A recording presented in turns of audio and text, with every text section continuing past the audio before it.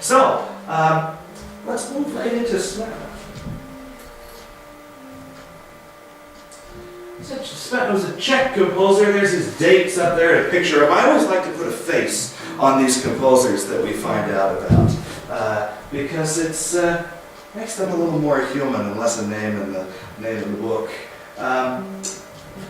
Between 1874 and 1879, Smetana wrote a piece in Czech called Má vlast, usually translated as my homeland, my fatherland, my motherland, depending on your perspective,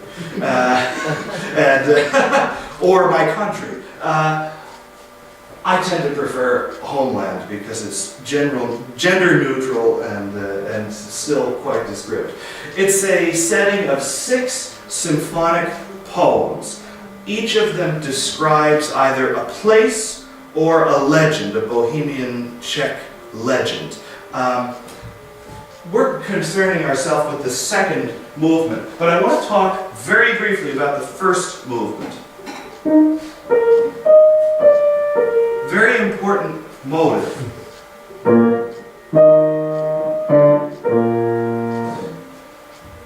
That Smetana uses to illustrate the High Castle in Prague. The first movement is titled after the High Castle. And that motive, we won't have a chance to listen to it tonight, but he incorporates that into the second movement as the river flows past that castle. So it's important to have it catch the ear. We'll talk. I'll pass this around after I'm finished using it. There's movement one, the High Castle. And there's a picture of the High Castle in Prague. Is that called the Castle of Prague? I'm asking for a specific reason, actually. So Wiese is this Czech title, and I think I'm pronouncing that wrong. The castle. It is called the High Castle. It is the Castle. The Castle of Prague. There also Old City Hall. Is double spired in Prague, which is closer to downtown. This sits just to the south of Prague. On the way in, it was a battlement and a fort, and the double spires you see there is the Basilica of Peter and Paul.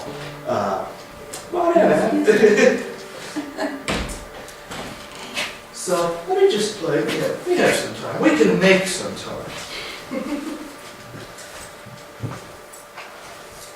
to hear the very beginning of the piece. Very beginning. Be sure that.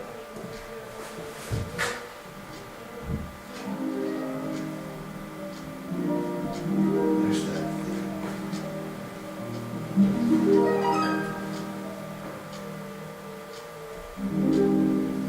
There's a figure in Bohemian legend, and I'm forgetting the name, but who played the harp.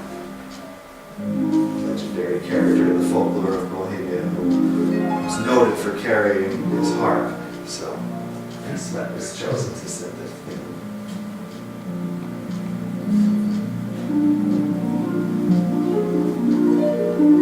The first movement's my favorite of the 6. Unfortunately, the second movement's the most famous.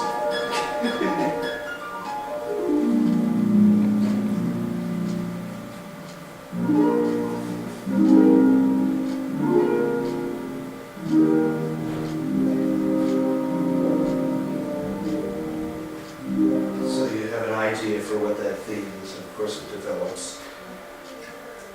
So that's what he's chosen to represent the castle. Coming into the second movement, which is the topic of our discussion, here's a quote from Smetana. The composition describes the course of the Vltava, starting from the 2 small springs, the cold and warm Vltava, to the unification of both streams into a single current. The course of the Vltava through woods and meadows, through landscapes where a farmer's wedding is celebrated. The round dance of the mermaids in the night's moonshine. On the nearby rocks loom proud castles, palaces, and ruins aloft. the Vltava swirls into the St. John's Rapids, then it widens and flows toward Prague, past Vyšehrad, and then majestically vanishes into the distance, ending at the Elbe River in Germany. I'm going to walk you through the themes and then we'll listen to it uninterrupted.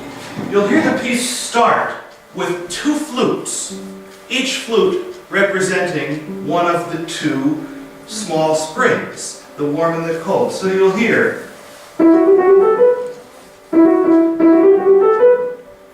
that's the second flute. And the strings will put in some little plinks. Just, it puts you in mind of small water. You'll hear that. And then second flute. First flute overlaps. Second, first.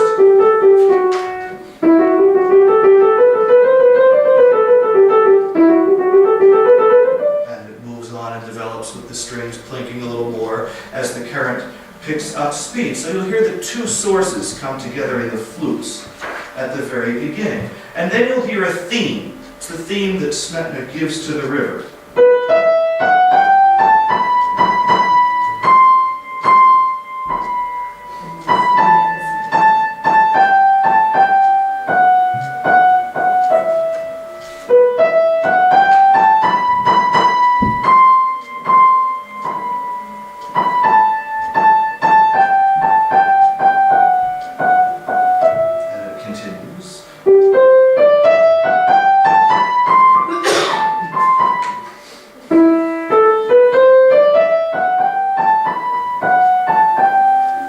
So this theme pervades the whole work. That melody has gotten so famous in the Czech Republic that if you've ever traveled there, you might know this. If you're riding public transit rail, when the train is approaching the platform, you will hear. That's it, just that much of it. Honestly, it's famous to that degree that anybody who lives there can hum that tune and knows right where it's from. So, it's also the national anthem of Israel. Yes, it is. Very good. How did that happen? The same theme. It's the origins of that tune actually come from Italy in the 1600s, I believe. That's from 1600s Italy. It's a very, very old Moldovan tune. And the same tune was used as the basis for the Israeli national anthem. Maybe coincidentally, I think coincidentally. If you're going to start a new country, you've got to pick a decent song. I would completely agree. Did we get that wrong? We got that, here's another off topic in music appreciation. You know, the American national anthem was a British drinking song in a different meter.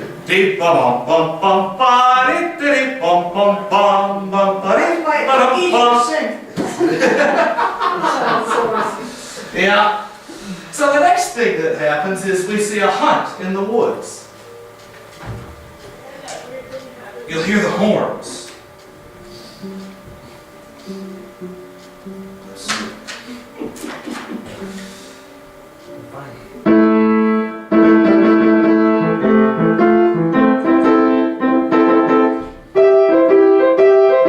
You'll hear all of this open fifth, horn fifth type of music happening as the hunt continues. After the hunt, we have the peasant wedding.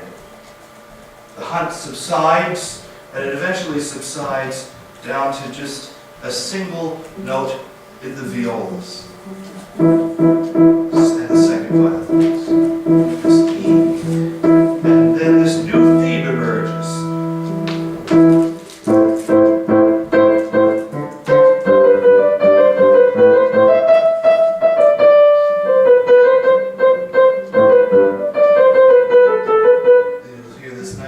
Bouncing peasant, sort of very polite, formal dancing music as the river flows by.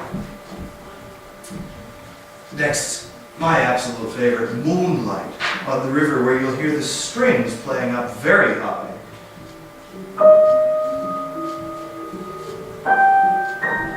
You hear this,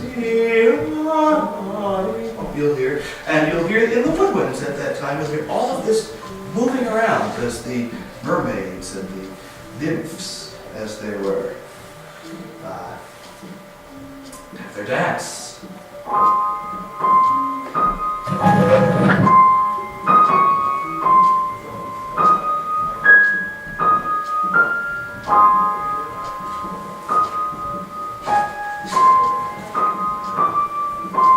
The strings hovering very high and shimmery.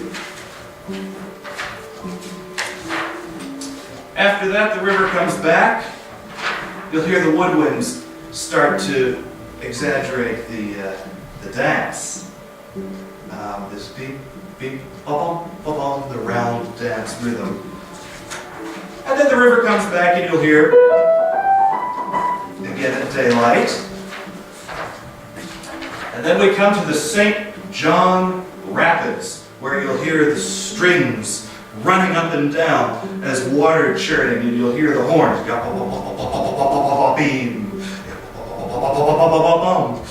as the rocks and the water churns. After the rapids, you get the Moldau at its full width, where he'll turn the theme to a major key.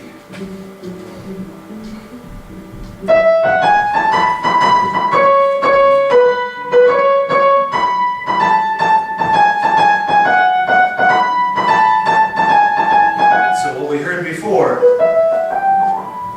transported to major. Well, the Moldau's at its widest. And then you'll hear it past the castle. I won't play it because your ear will already pick it up. We come through the castle, triumphantly through Prague, and then we disappear. What's interesting, in Smetana's own words, is puzzle a lot of musicians, the ending. I'm not going to give away the very ending. You'll hear the flutes again. Disappear, the violins and the flutes, everything will disappear at the end. And then Smetana uses the word majestically vanishes, which might explain why the end sounds the way the end sounds. Here we go.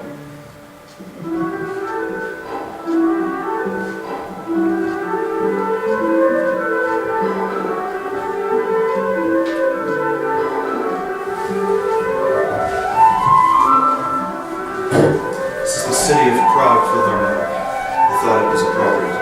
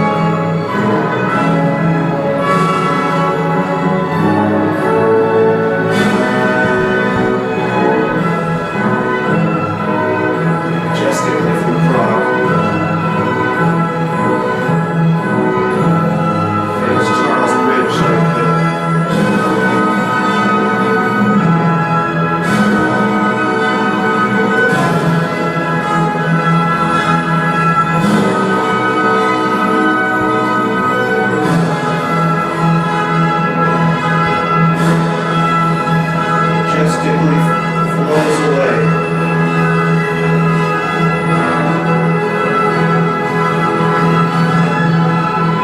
You're flowing away to the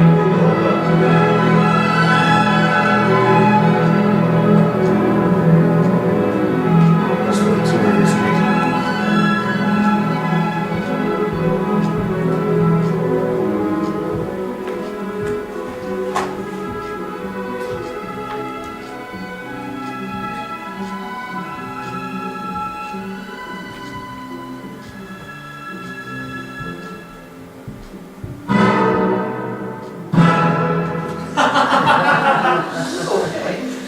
Yeah, a lot of people have wondered about that ending because you know the river's going to flow away, flow away, flow away. I think my own theory, and I can't ask Smetana, unfortunately, and his great-grandson has no idea.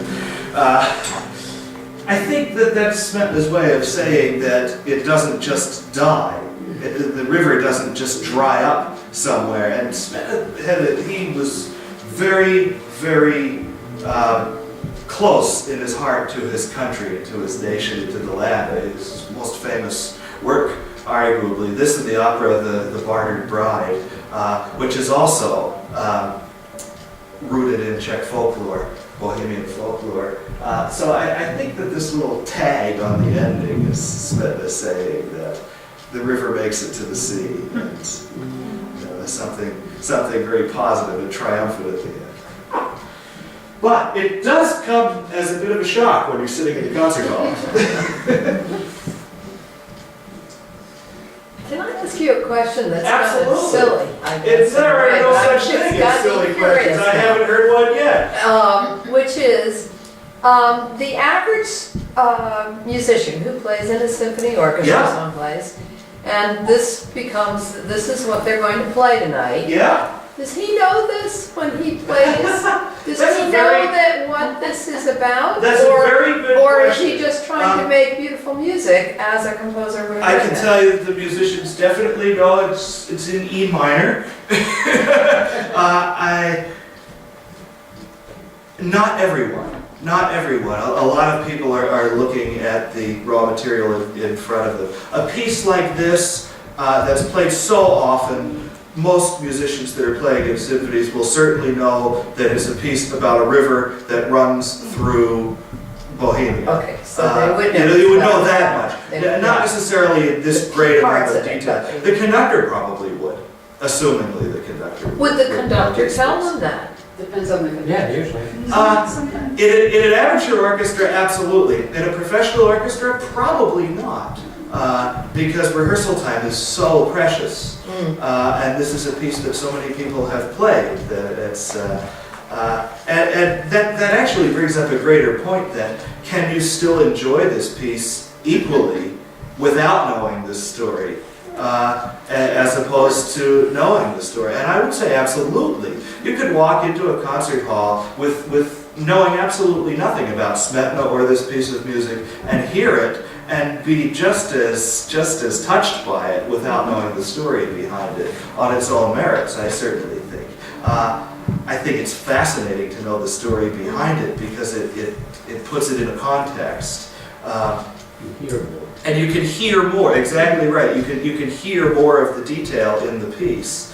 A musician playing this, especially if they've played the entire set, a musician's ears would hear where the castle theme comes back. They would hear it and associate it with the first movement, but might not necessarily know why. And then again, you get people in the orchestra like me who have a hobby of knowing this stuff. If you go to the Portland Symphony, I know many of you do, the bass trombone player often writes the program notes. Mark Rohr is a wonderful, wonderful musicologist and writes these program notes. So there's somebody sitting in the back counting his rests who absolutely knows the story, but not everyone. So that's an excellent